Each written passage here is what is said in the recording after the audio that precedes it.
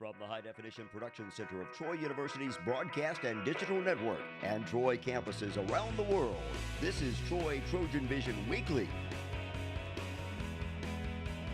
Hello and welcome to Troy TrojanVision Weekly. We're glad you joined us for this look at what's happening in and around Troy University. I'm your host, Aaron Taylor.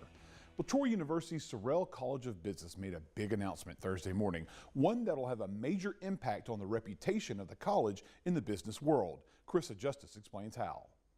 Troy University's Sorrell College of Business is known for their nationally ranked staff and degree programs. And Thursday morning, they added on to their list of accolades, receiving business accreditation through the Association to Advance Collegiate Schools of Business. AACSB is recognized as the elite business school accreditation, peer review accreditation program in the world. To be accepted into this group of schools is a very important step for us, but also it's a very difficult and exhaustive type work that we've had to do through these years. In order to receive this accreditation, a university must submit an application which is reviewed and approved by the AACSB. Upon approval, the school will enter the initial accreditation process, which includes self-evaluations, strategic plans, and peer and committee reviews. The AACSB accreditation marks a high point of honor not only for the Sorrell College of Business, but for Troy University as a whole, as less than 1,000 colleges nationally hold this distinction. Today is really one of those high water marks for the university. It represents the culmination of thousands and thousands of hours of hard work on behalf of our faculty, staff, and the friends of Troy University. While this accreditation marks a pinnacle of scholastic success, Edwards said this is only the beginning for the College of Business. It's always continuous improvement, so we have new goals that we have to meet, and the bar is always being raised. And so it never really stops. This is more of just the beginning of what we're going to have to do to maintain our accreditation. Carissa Justice, Troy, TrojanVision News. A longtime Troy University administrator now has a piece of recognition on the Dothan campus that should stand the test of time. Anna Kate Patterson reports from Dothan. Don Jeffrey, I think, is the epitome of leadership. Students familiar with the Troy-Dothan campus may recognize this statue of Dmitry Mendeleev that stands in front of Malone Hall. After Wednesday, Mendeleev stands in the center of campus in honor of the campus's vice chancellor, Dr. Don Jeffrey. Mendeleev is known as the father of chemistry because it was he who first organized the 65 known chemical elements by atomic weight, which led to the first periodic table featured here in the statue's hand. Hawkins says the transformation of chaos into order is a perfect representation of Dr. Jeffrey's work here at Troy University. We really wanted to simply say to him on this occasion, thank you. Thank you. He has been a catalyst for our activities here in Dothan. He has served the university so well in so many different ways that, it's people like Don Jeffrey that you have to have in order to have an effective organization. Jeffrey started at Troy University under former Chancellor Ralph Adams as aquatic director, and through the years has served as dean of several different colleges, vice chancellor of both the Global and the Dothan campus, and even held some of these titles simultaneously. Now which I hold one title after 41 years of vice chancellor for Troy University, serving the Dothan campus, and whatever else Dr. Hawkins wants me to do. Jeffrey says to have the statue placed in his honor is humbling, but it is really not about him. It's always about my students. It's about the faculty and the staff that's been here with me all these years, the ones that came before me, the ones that are here now, the ones that will be here after me. It's those people that make these type things happen. And Jeffrey adds that his #1 supporter and the best part of him through his many positions has always been his bride of 51 years, Betty Jane. As some of the regular viewers out there may have noticed, we're coming to you from a new studio, the Earl Hutto studio, as a matter of fact. And that new name comes from the man responsible for what you see around us here in the studio. The studio was officially dedicated in his honor on November 17th. Sarah Weeks has more.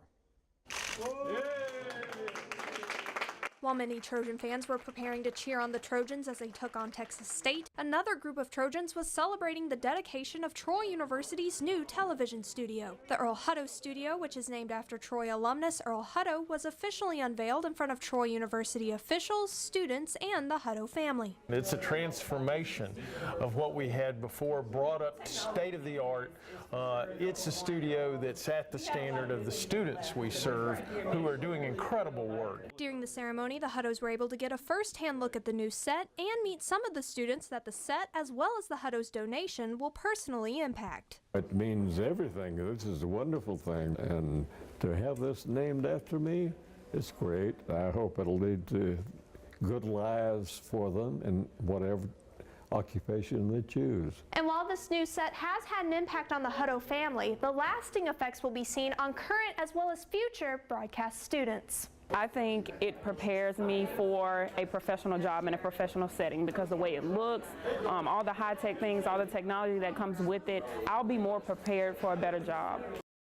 For years, being accepted as a part of Who's Who among American college students was a point of pride for students in higher education. However, that recognition is coming to an end and making way for a new group at Troy. Carissa Justice has more on the final Who's Who's class at Troy and what the future will hold. Troy University recognized the newest class of Who's Who at a reception at the Chancellor's house on Tuesday afternoon. The Who's Who reception has become a tradition at Troy dating back to the Chancellor's early days at Troy. We love having the Who's Who's reception at the Chancellor's house. When Dr. and Mrs. Hawkins came their very first year and we were doing Who's Who, I had the idea. I thought, I wonder if Dr. and Mrs. Hawkins would like to host the event at their home, a wonderful reception for the students. And so their very first year here, Dr. and Mrs. Hawkins said enthusiastically, yes, we would love to have the reception, and the reception has become an annual tradition here at the university. However, Tuesday's event will be the last reception for Who's Who, as there will be some changes due to the dissolution of the national organization. The national Who's Who no longer exists, and so we have been brainstorming in the office, and I think our new group will be called 1887, the 87 group, to honor Troy University's roots, the year we were founded, and every year we will begin selecting 87 outstanding sophomores, juniors, and seniors. And we are so excited about beginning a new tradition at Troy University. The group's goal is to recognize student success, and that is why the Chancellor and First Lady open their home to the reception every year. And according to Patterson, that direct interaction makes the recognition more memorable. I think the students always rave over this event. It is always really interesting to hear, I spoke to my mom and dad, told them I'm going to the Chancellor's house. They recognize that it is an event, and they recognize that Dr. and Mrs. Hawkins are recognizing them. And for them to have the top leadership of the university to recognize them means, I think, the world to them. The new group, 1887, will begin recognizing sophomores, juniors, and seniors at Troy starting next year. Carissa Justice, Troy, Trojan Vision News. We're going to take a short break, but when we return, we'll see how Troy's Confucius Institute celebrated international education this week. Stay tuned, we'll be right back.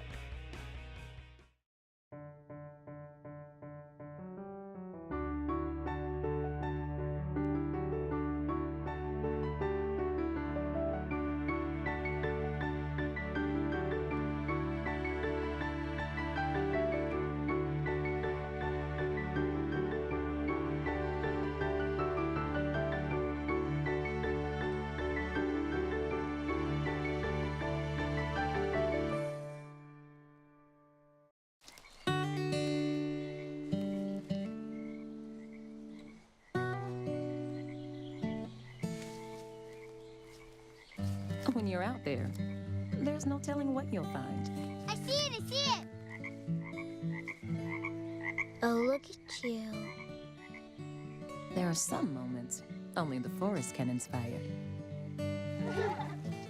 Find yours at discovertheforest.org. Now back to Troy Trojan Vision News Weekly. University's Confucius Institute aims to strengthen the understanding of China while also facilitating a dialogue between the people of America and China. And on Tuesday, the Institute branched out of its typical location to give students a literal taste of the Asian country. Brady Talbot reports. The Confucius Institute at Troy University is home to many exotic items.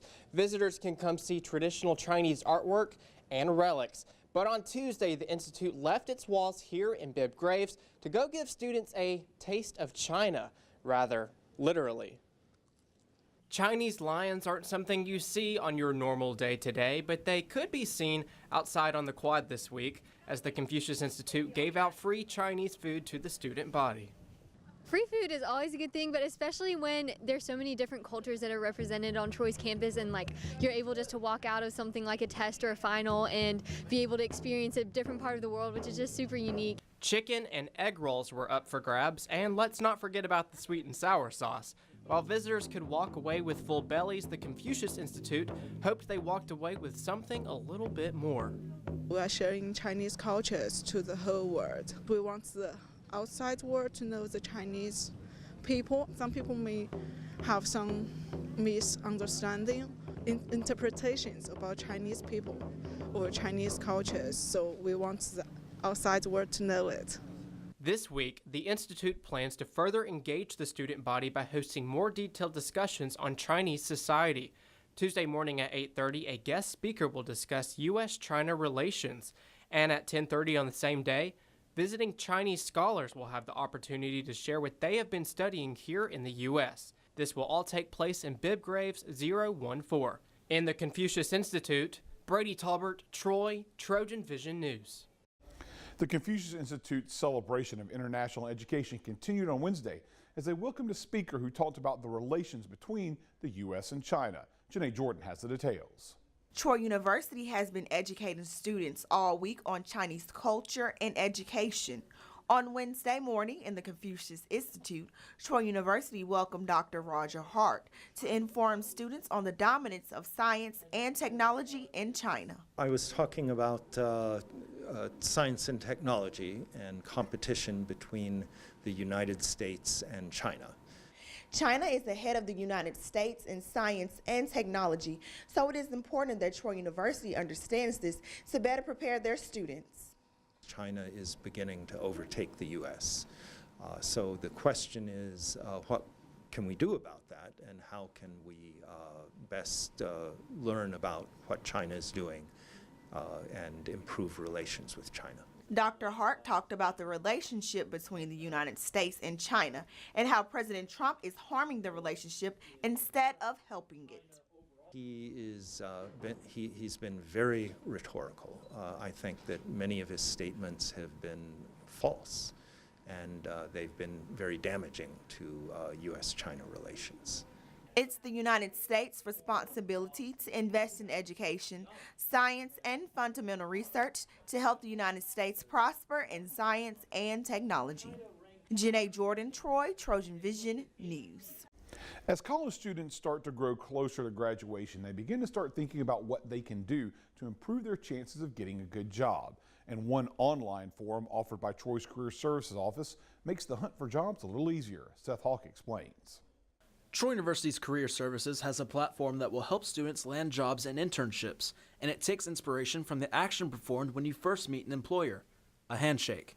So Handshake is our job employment database, basically. So for Troy University, we ask any student that's looking for a job or an internship to use that as a resource. It's not the only way to find a job, but it's a resource that we can help students find jobs and internships. There's about 7,000 employers that are in there that recruit at a lot of different universities, but about 750 of them we have direct contact with. Handshake also allows other services to students, such as career fair information and resume review. So in Handshake, there's the opportunity for students to make appointments with us in the Career Center, and they can have a resume review appointment, they can have a mock interview, they can come in just for some job search help. So if they'll look for the drop down under Career Center in Handshake, that's how they'll make those appointments. Every Troy student is eligible to use Handshake. In order to access the platform, you can go to troy.edu/career services and find the Handshake logo on the front page. Sign in as a current student and enter your Trojan Web Express credentials to begin your Handshake experience. Happy job hunting. Seth Hawk, Troy, TrojanVision News. The Troy University Jazz Ensemble gave their third and final performance of the semester Tuesday night. However, this performance featured a guest artist with a unique twist on an instrument. Taylor Pollock gives us a look.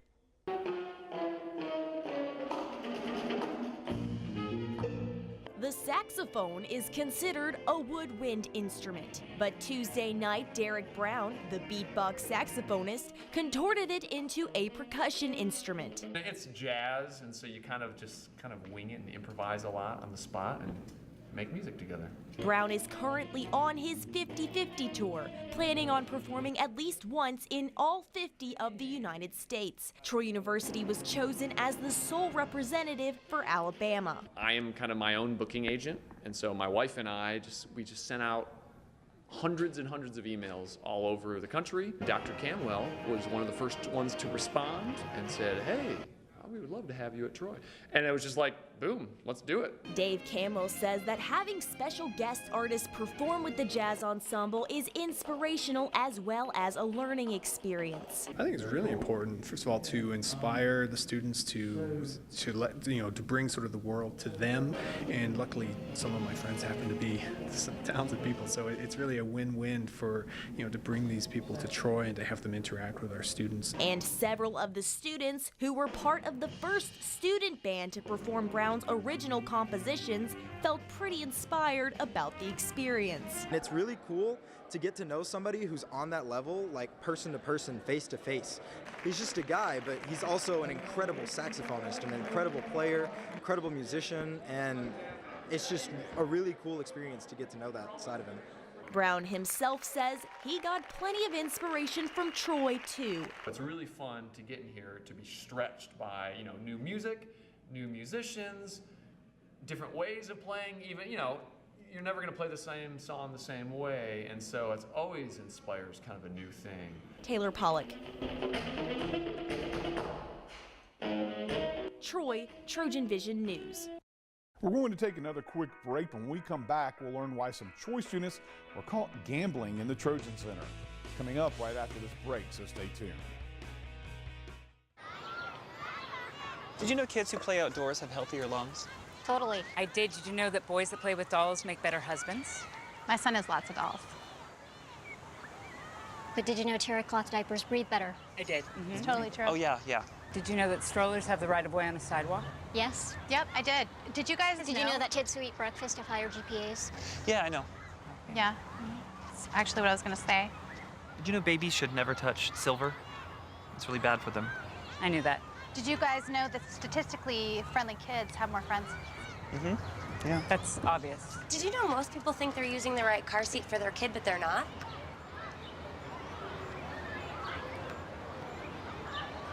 Parents who really know it all know for sure that their child is in the right seat at the right age and size. Visit safercar.gov/the right seat to make sure your child is protected. I'm putting that on my blog. I just put it in mine. Now back to Troy TrojanVision News Weekly. For many college students, living on campus is a major part of life. However, the dorm doesn't have to be just a place to lay your head. Troy University tries to expand on resident life through events held in the dorms to give students some additional opportunities while in school. Yolanda Allen shows us one such activity. Clements Hall had an event that allows residents to show who they are through what they put on their cupcakes, showing the diversity of their group by having a sweet time. We're having diversity cupcakes here in Clements Hall, and it's really just an opportunity to decorate cupcakes, and each decoration represents something different. So, it was just really just a way to get the residents to talk about their differences, what they have in common, and just celebrate that diversity that they have. One resident really appreciated what the resident assistants have done to get people to the event. Our RAs here are very, very active with all of their residents, and so they usually go around and invite people, and they've been posting up signs about it. So they're really good about making sure that they keep the residents involved. So I heard about it, and then I knew it'd be a good opportunity to meet people, so I came down. Throughout the semester, dorms had to have community builders, and that is exactly what Clements Hall did with Diversity Cupcakes. We have a community builder once a month, and there's all different kinds. We have 2 educational and then 2 fun ones each semester. So that way the residents can get to know each other, take a break from studying, and also have some free food. Some residents had a fun time getting to know other people in the building that they haven't met before. I really enjoyed it. They had some really delicious cupcakes, and I actually met somebody in there who I had a lot of stuff in common with, who I hadn't seen in any of the previous community builders. So it just goes to show, even like this late in the year, there's still a great opportunity to come out and meet the people of Troy University. This was the last community builder that Clemens Hall would have this semester. Yolanda Allen, Troy, TrojanVision News. Thanksgiving is usually a time where most people let their dietary guard down and consume a few more calories than they probably really need. However, for Troy University students looking for a way to shed some of those extra pounds, Adoria Hughes shows us an organization that can help out. American Muscle is a community fitness organization that promotes healthier lifestyle for students and was started at Troy University. American Muscle Fitness Club is a nonprofit fitness organization on campus. So we promote a healthy lifestyle for our students and for the surrounding community. We do this by providing free workouts for students and the community to attend, and we also make sure that our members are engaged in various community service events. For students looking for ways to stay in shape, Troy University's American Muscle program offers free workouts on Mondays and Thursdays. The most thing I enjoy about being part of American Fitness is just the diversity. Everybody from every skill level shows up, do give it the best shot, and we support each other 100% every day. American Muscle has expanded the organization beyond the campus of Troy University. We actually just started our new branch at Tuskegee University. So that made our 7th branch. So we have 7 branches total in the Southeast schools, and we're currently working to get more students. So we're here on the quad or in the Nat Gym every Monday and Thursday trying to get students to be more involved and healthy. The center was looking more like Caesar's Palace Wednesday night. That's because students tried their hands at some games of chance, courtesy of the University Activities Council. Stuart Bradley has the details. Rolling slot machines, high-stakes poker, blackjack, and loud music all were elements of the UAC's casino night on Thursday in the Trojan Center. It's like a healthy tasting of what to expect at a real casino. It's a little bit of everything.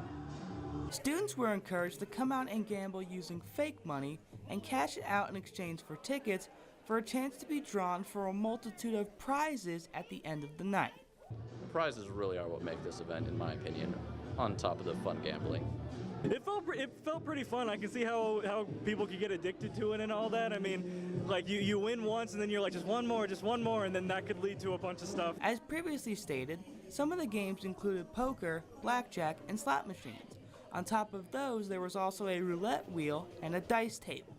And for some, this was their first time being exposed to the casino experience. I'm only 19, so I've never been in a real casino, but having a little taste here in a safe environment on campus where you're not spending real money was, in my opinion, really good. It's one of the things I've wanted to do since I was younger. I've seen casinos and I'm like, wow, that's so cool. I'd like to check it out.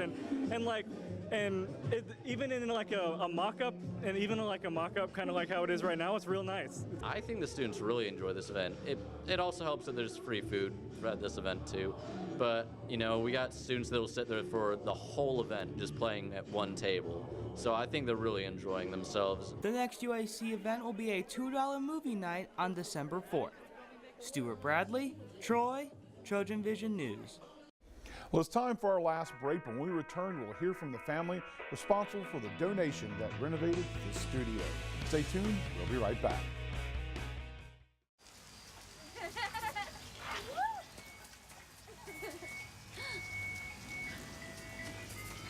Mom, can we get some ice cream? Please, Mom, please. No, we're having dinner soon. Please.